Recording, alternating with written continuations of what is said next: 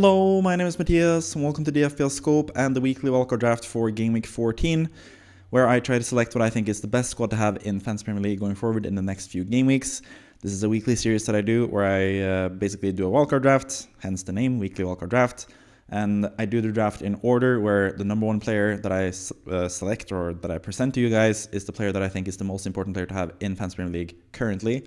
And then the 15th player that I have in my squad is the player that I'm the most unsure about having in my squad, basically. So with that out of the way, as always, let's go to the first pick of the draft, as it were. And that is going to be Mohamed Salah, who is still just an absolute beast in FPL and in the Premier League, the best player in the world currently, in my opinion. And yeah, he just keeps proving why he's the best of all time, basically, in FPL.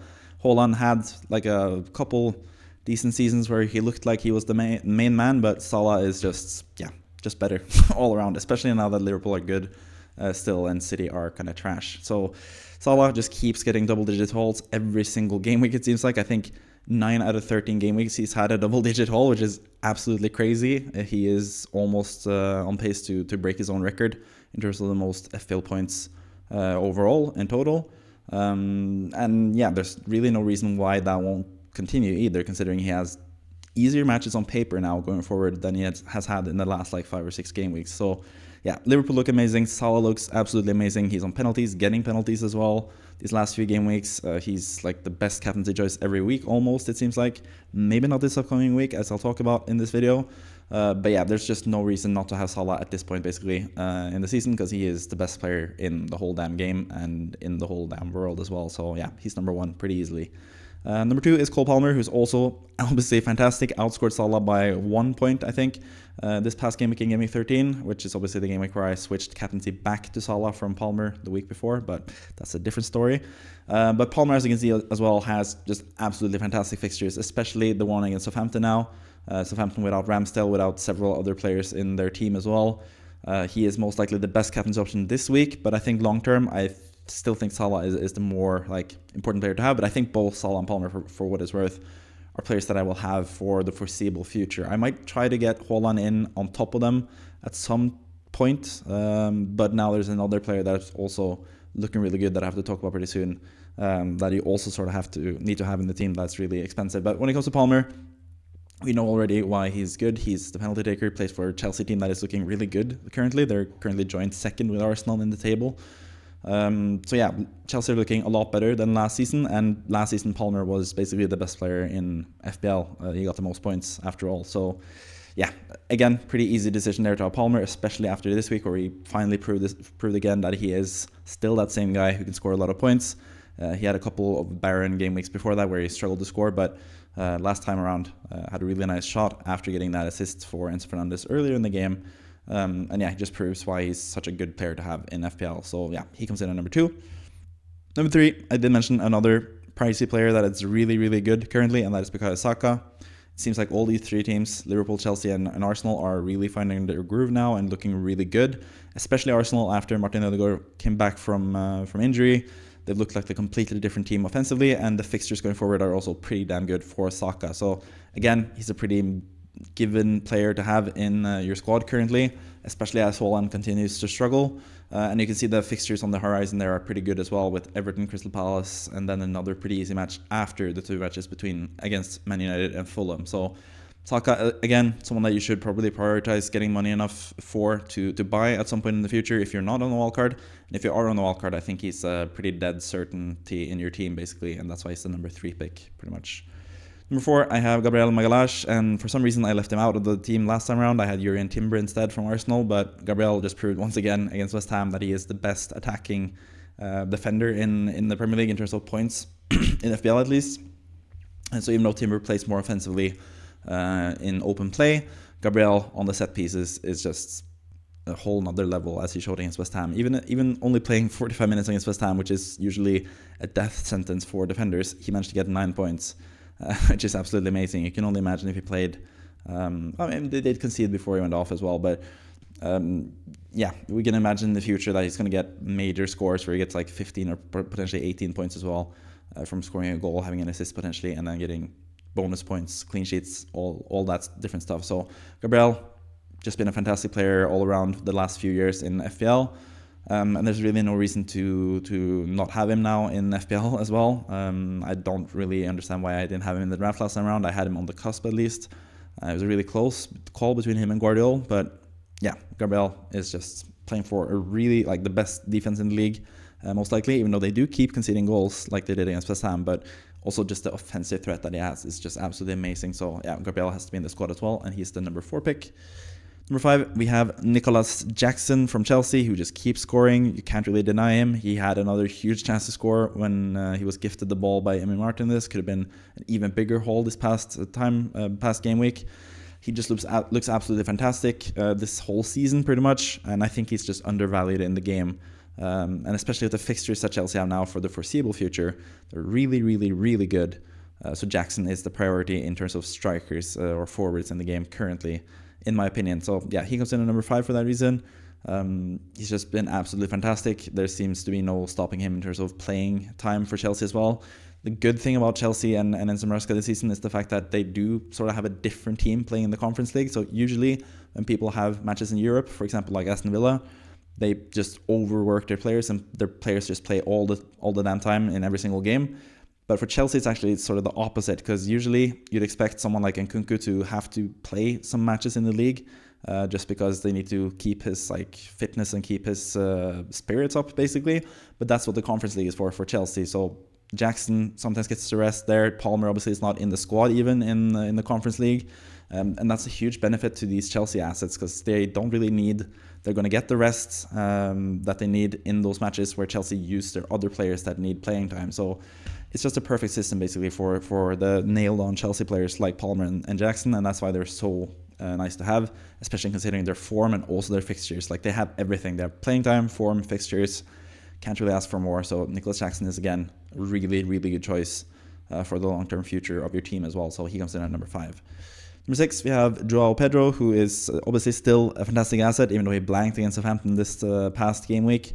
Kind of sad to see. He has Fulham away now, which is a tougher game on paper at least.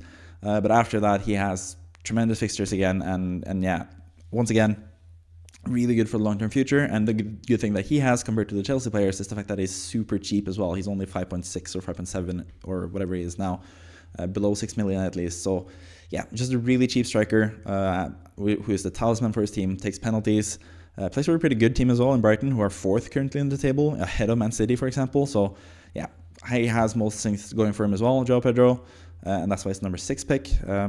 Obviously, a little bit let down by his past game week performance, but that sometimes happens. That's what happened the past game week with Palmer when he blanked against Leicester, but I still have faith in him as a good prospect, and he showed the following game week why I have so much faith in him. And that could also happen in João Pedro, even though he has a tougher-ish game week now than he has in the matches after that. But João Pedro is still a fantastic asset. I don't think you should feel like you've bought the wrong player if you brought him in for this past game week, because he's going to start scoring again pretty soon, because yeah, he's too good, Brighton's too good, and their fixtures are too good as well. So yeah, he comes in at number 6. Number 7, we have actually Trent Alexander-Arnold back in the team. I had him for long parts of the season, and he was kind of a letdown to me. But then now again, he was back for the Man City game, and he looked really, really good. And obviously got a clean sheet, got subbed off early as well, even though it wasn't early enough for him to lose the clean sheet. Got 2 bonus points, 8 points in total. Was really close and high up the pitch.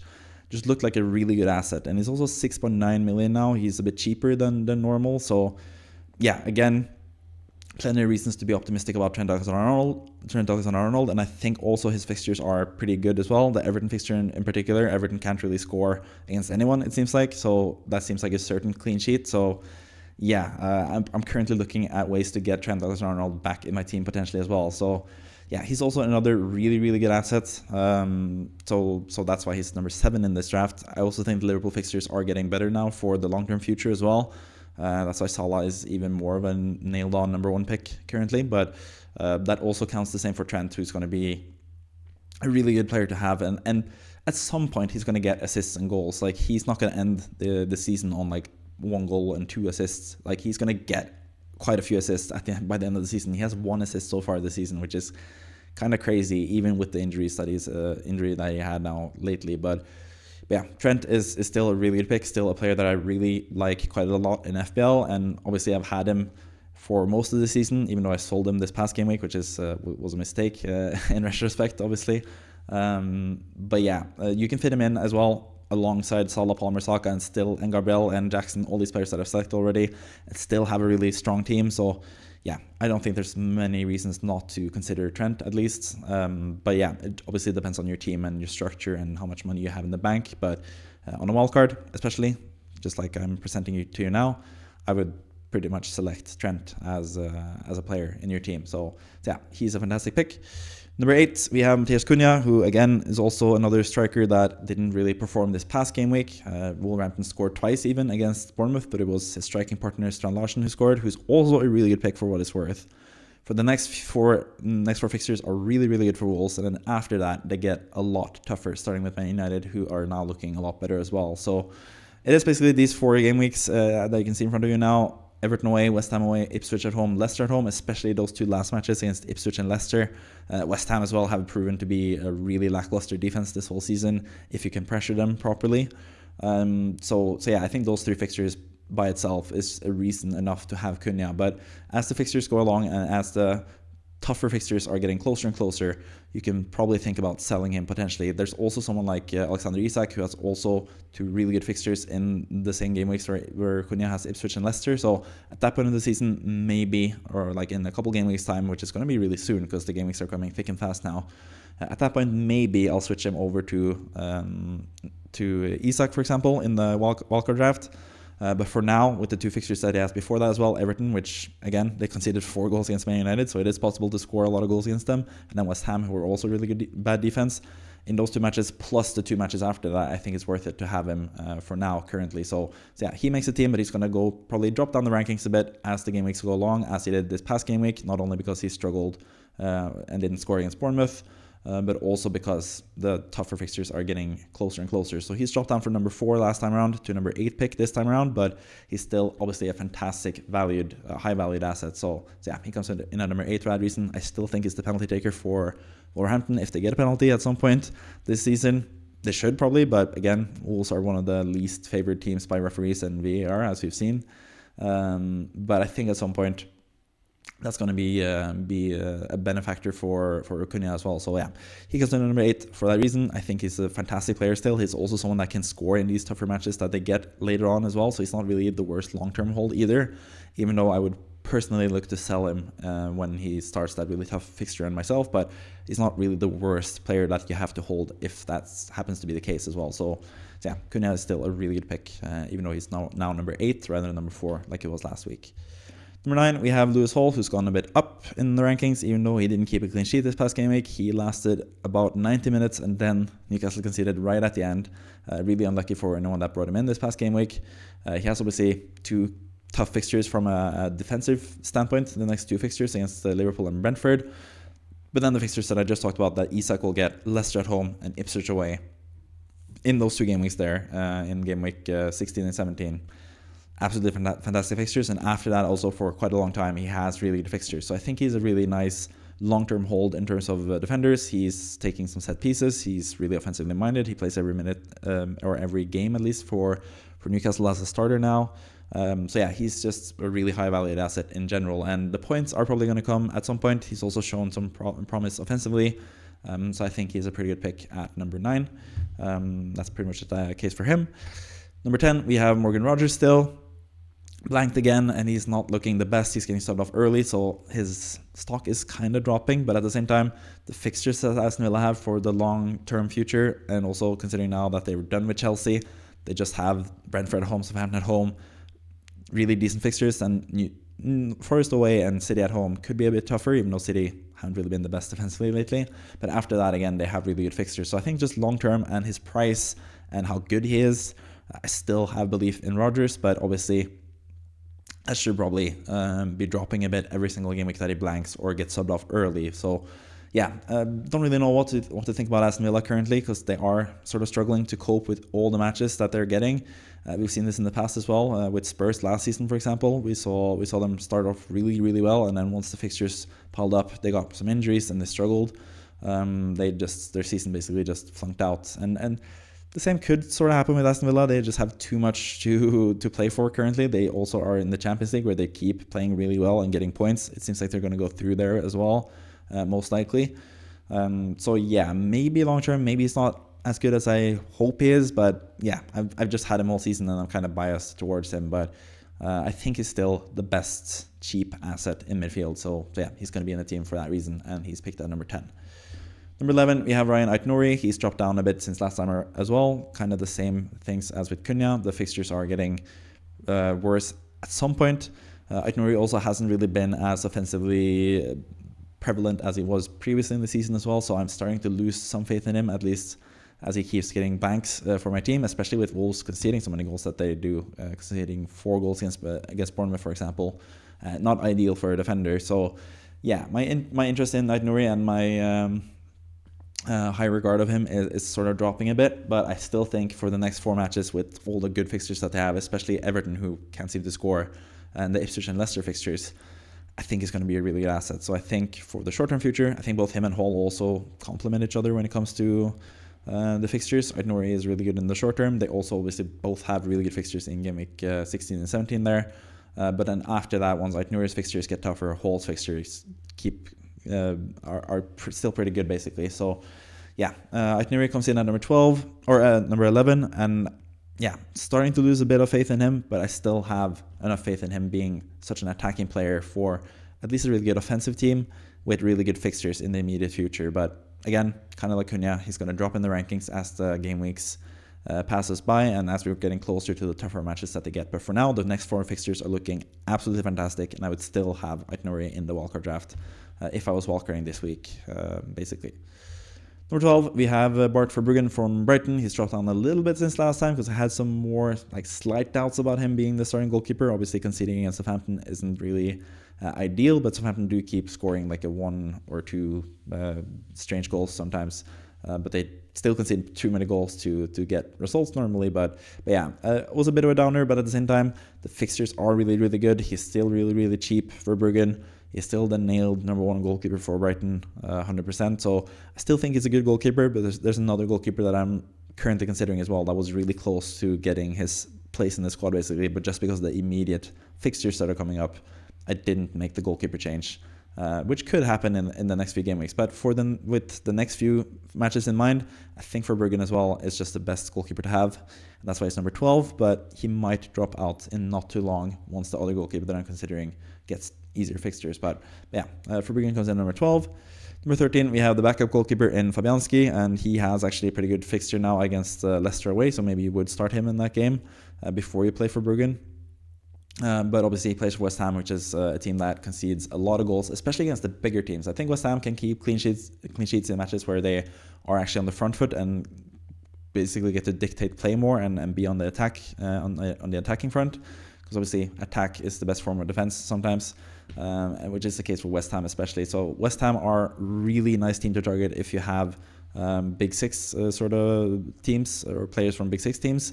But I think against the lesser teams like Leicester, for example, I think West Ham have a better chance of keeping a clean sheet like they did in the 2 game weeks prior to their absolute mauling by Arsenal. So yeah, Fabianski, obviously still a backup goalkeeper by all means. He's also only 4.1 million, so he's basically a must-have, I think, even though he's number 13, because it's not that important to have him because he's not going to play much, but at the same time, he is by far the best cheap goalkeeper to have in the game because he actually plays matches. So yeah, you could potentially make a case for Fraser Forster, who's going to be the goalkeeper for Spurs for the foreseeable future for a really cheap price, but yeah, you just get to save even more money by having Fabianski, and he's proven that he can keep some clean sheets and get you some points this season already as well. So yeah, he goes on number 13. Number 14, we actually have Amad Diallo, and I did talk about tougher fixtures for some of these teams just now with the goalkeepers, and the tough fixtures are also in the immediate future for Man United, which is sort of why I'm not as high on having Amad currently, but at the same time, he's looking absolutely fantastic under Amorim. He's been a huge beneficiary of Amorim coming in. He seems to be really nailed as well. He seems to have like the right wing back basically role on lock currently. and he's really excelling at that role as well. It's really nice to see because I've always been a huge fan of his in terms of his talent. And now he's actually getting to prove it under Amorim in a new role that I didn't really expect him to do well in. But we've seen this in the past as well with Victor Moses, for example, who was really good in that same role for Chelsea. So it can happen with players where they sort of find a new role and they find their groove. And it seems that like that has happened with Amad Diallo. And yes, he has tough fixtures in the immediate future, but as you can see from the rest of the midfielders that I have, they also have fantastic fixtures, or they actually have fantastic fixtures in the immediate future. So I think Amad is more like a long-term pick who's going to be really good in the future. He's obviously still really cheap, so it doesn't really cost you much compared to like a 4.5 or 4.4 throwaway midfielder. You can just spend a little bit more and get Amad Diallo, who plays 90 minutes for a team that's looking to be on the up, who are going to get eventually, after these next 3 matches, they're going to get really nice fixtures. So yeah, I think Amad Diallo is a really nice player to have for the long-term future. He's a perfect like 8th attacker for the team as well, who can come in and be a really nice player to have in future game weeks. As you can see, he rotates pretty well with Rodgers as well. Rodgers gets that Man City game, which is tough, and then Amad can play against Bournemouth at home in that fixture. So yeah, I think he's looking really good for Man United, and he's a really intriguing player to get, especially if it can help you get more money for other causes basically in your team. So yeah, Amad Diallo, really like him for the long-term future, even though the immediate fixtures aren't the best, but he doesn't have to play in those fixtures either, so he's still a really good pick in my opinion. Then number 15, I made a bit of a change in the cheapest defender that I have. Greaves just doesn't come back from injury at any point, basically, it seems like. So I've rather gone with Joachim Andersen for Fulham. He's only 4.3, playing for a team that is really good defensively, especially once they get easier fixtures eventually. Kind of the same as with Amad Diallo. He's someone that you can stash on your bench and then have him ready to go once Fulham's fixtures get better and better. And it seems like he's going to go down in price again potentially pretty soon. So maybe, not if you're wildcarding this week obviously, because it's too short of a time frame before the next deadline, but maybe if he goes down again, he could do that before game week 15 potentially. He could be 4.2 before you pick him up, and that would just be an amazing price for one of the better defenders in the league, basically, for one of the better defensive teams in the league from the first few games of the season where he actually played regularly. He's been struggling a bit with injuries and stuff like that lately, even a suspension as well. But once he's back ready to play and Fulham's fixtures are really, really nice, I think he's going to be a really good asset as well. So yeah, he's my favorite pick for like a cheap defender currently, even though he's 4.3, potentially 4.2 pretty soon. So yeah, someone to keep in mind at least for the future. So yeah, that's the whole squad of 15 players. And as you can see, I have 4 players that have their name written down in green.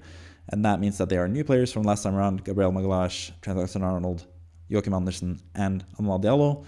That also means that 4 players have dropped out since last time. So let's take a look at those players, and I'm going to talk about why I've dropped them. And then finally, we're going to get to the 3 players that were close to making the squad but didn't for some reason, basically. So yeah, the 4 players that have dropped out. Let's go from the number 7 pick last time around, which was Jurriën Timber. I just think Gabriel is just a better asset. I probably should have realized this past game week, but I was close to doubling up on Arsenal defense. I still think that is a viable thing to do. So maybe if you're not completely sold on Trent, you haven't really liked what you've seen from him this earlier in the season, then maybe you want to go with someone a bit cheaper like Timber in that position as well and double up on the Arsenal defense and have that triple Arsenal thing in your lineup basically.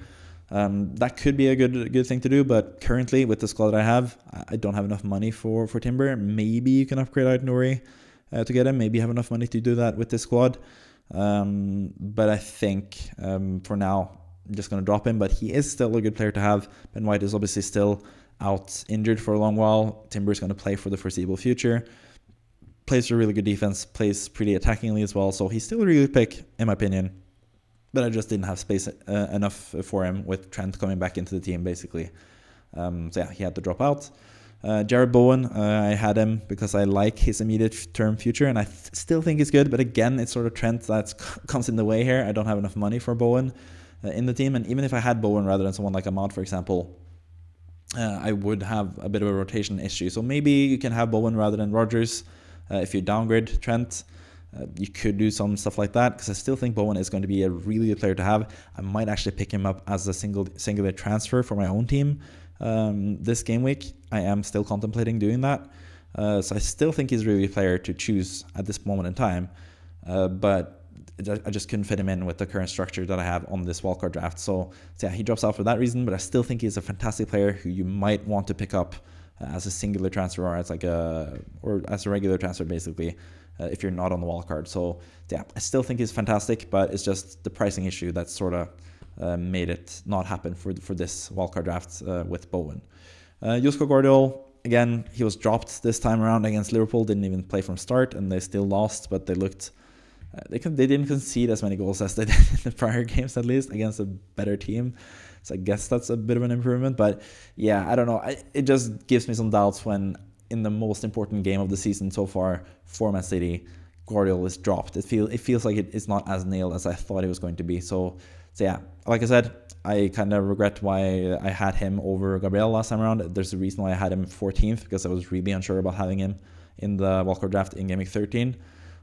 So now he's dropped out because he didn't start, and City still looked awful. They looked really, really bad against Liverpool as well. So yeah, just no City players currently in the team because they are most likely overpriced, because we are used to them being the champions and being just juggernaut that's always going to be really good. But even Gvardiol, who's such a good attacking threat, you can't really trust him either currently, especially with the playing time being in doubt as well.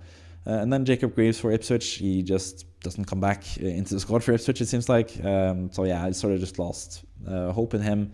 And I'm going to Andersen as well, who I think is going to be better value long term, especially if it goes down to 4.2, he's going to be even cheaper and going to be a really nice asset to have for the future. So yeah, that's why Greaves has dropped out as well.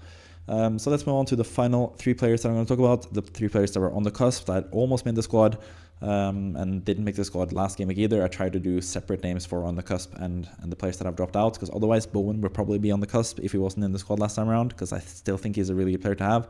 But I have three other players that were close, three other players that were close to making the squad, but didn't, and I'm going to talk about them before I wrap up the video basically. So first of all, we have Antoine Semenyo, who is now back from suspension. Bournemouth scored 4 goals against Wolves, and 3 of them were from penalties from Kluivert, but it just proves that they are pretty good offensively. I think Evan Nilsson as well is someone that you could consider, or even Kluivert, who's on penalties, as he showed this past game week. He can score a lot of goals from penalties. So I think there's a lot of good Bournemouth assets offensively. They've shown their prowess offensively this season, especially this past game. They're still all really cheap, and they're all really good and basically nailed players as well. I just have a soft spot for Semenyo. He's also gotten his rest now from being suspended, and I think he's a really good asset. I could have had Evan Nilsson as well, but I just prefer the strikers currently. I think there's more competition for the striker spots than the midfield spots. I easily could have had Semenyo over Amad Diallo or Rodgers in this draft, for example, but I don't really see... because as you can see, I've ranked Jackson, Pedro, and Cunha higher than Rodgers and Amad. And that's why I basically have more space for a midfielder than an attacker. So that's why I sort of prefer Semenyo over Evan Nilsson. But Evan Nilsson is looking fantastic. He's a really good differential. He won all 3 penalties for Bournemouth. He's looking really, really good. He's a really good striker. Hasn't really been talked about enough how good or how big of an impact he's made so far, stepping into the role that was left behind by Dominic Solanke. I think Evan Nilsson looks really good. So yeah, I already talked about him. Maybe I should have had him on the cusp alongside Semenyo as well. But yeah, now I talked about him. But for what it's worth with Semenyo as well, he is basically like the main man for Bournemouth usually.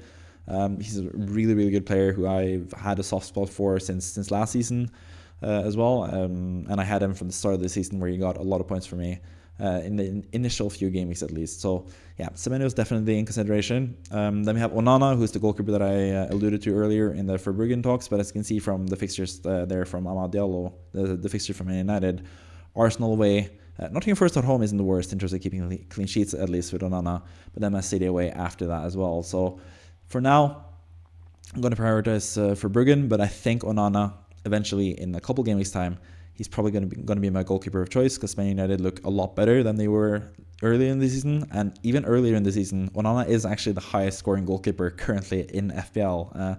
And I did consider him for my wildcard as well in Game Week 6. I had the video with like differential players to choose in Game Week 6 wildcard, and he was one of the 3 goalkeepers alongside Sanchez and Sels in that video. So yeah, I've had like my eye on Onana for a while, and he's also, I want to use this time to just commend his play this season. He's been fantastic. He had a really tough opening season last season in the Premier League, but we already knew from back in his Inter days that he actually has a lot of good qualities, and he's actually a really, really good goalkeeper. So it's really nice to see him play well. I'm a huge fan of him in general. So yeah, I kind of wish I had him.